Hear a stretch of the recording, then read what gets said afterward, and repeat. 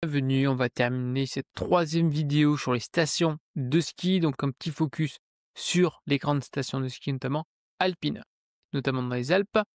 On va se concentrer sur 71 donc stations majeures parmi les 215 existantes. Champ d'analyse, donc stations situées, donc il y en a 71 qu'on va analyser, dont les 10 plus grands domaines skiables français. Répartition géographique, donc on en a 34 en Savoie, 22 en Haute-Savoie, 8 en les Hautes-Alpes et 7 en Isère.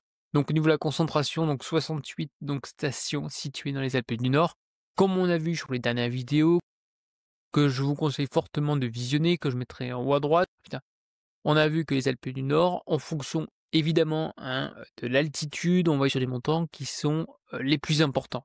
Donc au niveau des prix des logements, prix moyen dans les 71 donc stations analysées, on va être à 5 641 € du mètre.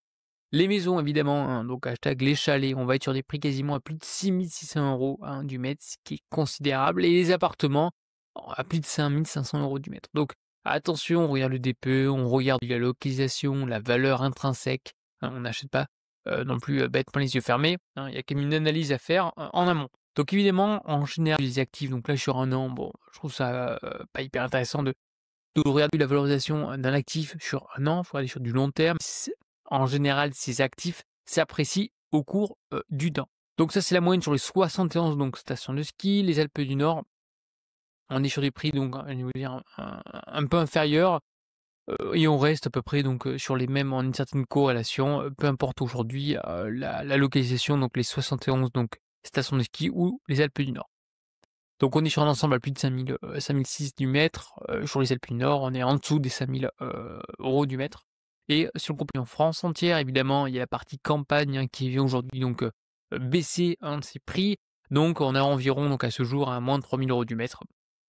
Au niveau des plus grands domaines skiables, les domaines majeurs, on a les trois vallées, hein, les Portes du Soleil, Paradis Ski, entre autres. Trois domaines majeurs hein, que je vous laisse justement visualiser juste ici. En termes notamment de parc immobilier, on va être quand même sur des montants qui sont quand même assez importants, notamment l'Espace Cli, hein, le domaine Espace Cli. On est quasiment à 10 000, plus de 10 000 appartements, plus de 15 000 aujourd'hui maisons, ce qui est quand même considérable. Donc on est sur un parc qui est assez conséquent. Et la plupart des communes hein, sont relativement petites.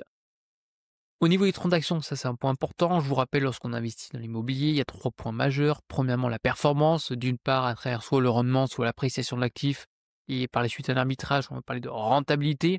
On a la partie liquidité, hein, qui est un point extrêmement important, donc on va regarder le nombre de transactions effectuées.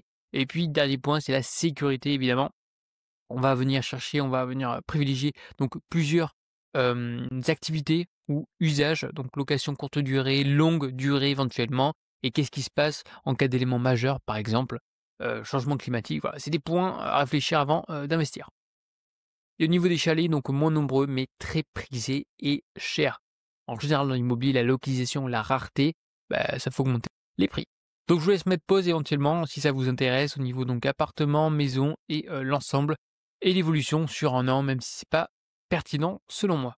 Alors prix dans les stations donc savoyardes, on va être donc sur les stations donc les plus chères, donc Valisière, on est à plus de quasiment 14 000 € du mètre, ce qui est quand même considérable.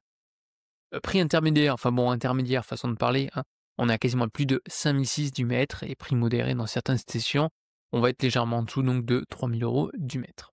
Je vous laisse éventuellement mettre pause, hein, je ne vais pas commenter chaque station de ski, mais on est quand même sur des prix qui sont assez conséquents, en particulier au niveau des chalets. Donc voilà, c'est quand même à analyser, c'est un budget qui est conséquent, hein. Je vous rappelle, c'est un actif, c'est un marché qui est assez particulier, peu de transactions. Alors au niveau des volumes, je vous l'ai expliqué, c'est un point important, notamment en termes de liquidité. Quand on achète, j'estime qu'il faut être, en cas d'éventuels problèmes ou n'importe quoi, c'est important aujourd'hui d'avoir la possibilité de vendre son actif rapidement, sans forcément avoir une moins-value énorme, OK? Ça, c'est des points importants. On a quand même peu de ventes, hein, on a quasiment à 5 400, en environ donc moins de 5 500 ventes sur les 12 derniers mois. Les stations aujourd'hui les plus actives, évidemment, c'est là où le parc immobilier est le plus important, hein, c'est en corrélation. Type de bien, 90 des ventes sont des appartements. Donc on va sur la copropriété, donc analysez bien votre copropriété car les charges peuvent être importantes. Au niveau des DPE, donc on va être principalement sur du E, mais attention, on a quand même 20 de F, 20 de G.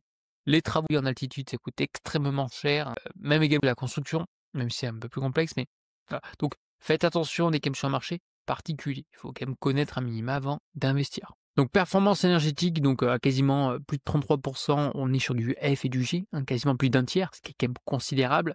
Risque de location, donc 77,8, on est sur des logements EFG, potentiellement interdits en 2034, même si vous faites du Airbnb, on a quand même un petit risque qui s'apprécie au cours du temps. Donc après situation critique dans l'ensemble des communes de stations de ski, c'est vrai qu'aujourd'hui les DPE sont vraiment, sont corrélés aujourd'hui donc à l'altitude. Donc on est vraiment sur des DPE de qualité qui sont dans l'ensemble mauvaises, on est bien d'accord, mais il n'y a pas que les DPE sur des actifs qui commencent à vieillir. Bah, la montagne, l'altitude, la neige, évidemment que la vétusté, j'ai envie de vous dire, des actifs se détériore un peu plus rapidement. Donc c'est quand même, je vous dis, il y a quand même pas mal de points à prendre en compte lorsqu'on investit sur ce marché. Implication pour le marché, donc diversité des prix, comme on a vu, on est quand même sur des prix qui sont assez hétérogènes, notamment en termes de stations de ski, en termes aujourd'hui d'altitude, en termes également d'emplacement, si on va être sur aujourd'hui donc une maison ou un appartement, enfin un chalet maison. On a également des défis énergétiques qui sont, selon moi, sont assez importants. Nécessité de rénovation, ça va arriver, notamment pour les copros. Faites attention sur les copros pour maintenir les locations, donc à long terme. Conclusion sur ces 3 petites vidéos, on est sur un marché qui est dynamique. Malgré les nombreux défis, le marché immobilier des stations de ski reste actif et reste résilient sur cette crise en question. On a les stations balnéaires et les stations de ski, ça résiste très bien. Est-ce que c'est le cas sur les 10 prochaines années? Je ne peux pas vous dire à ce jour. On est sur un marché qui est un peu déconnecté, comme un peu le marché parisien, mais bon, lui, il souffre davantage. Donc, c'est une classe d'actifs qui peut être intéressante, mais je pense que c'est également un achat plaisir, on est bien d'accord? Pas forcément, que rendement, comme on peut vous le mentionner sur d'autres vidéos. Enjeux futurs, donc au niveau des performances énergétiques et adaptation aux nouvelles réglementations, faites attention à ça. Ça peut faire, mal, en tout cas sur les capex à mettre en place sur votre actif en question au cours du temps, donc faites attention. Ce genre de détail qui a quand même aujourd'hui son importance, donc révisez bien votre BP. Et au niveau des opportunités, donc potentiel de rénovation et de valorisation dans certaines stations de ski, donc on peut potentiellement, je dis bien potentiellement, moi c'est pas une classe d'actifs qui m'intéresse, mais on peut potentiellement négocier, même si on a une demande qui est relativement, importante, surtout comme cette année, lorsqu'il y a eu quand même pas mal de neige. Donc la vidéo donc touche, à sa fin, n'hésitez pas à liker, à vous abonner, on partage et je vous dis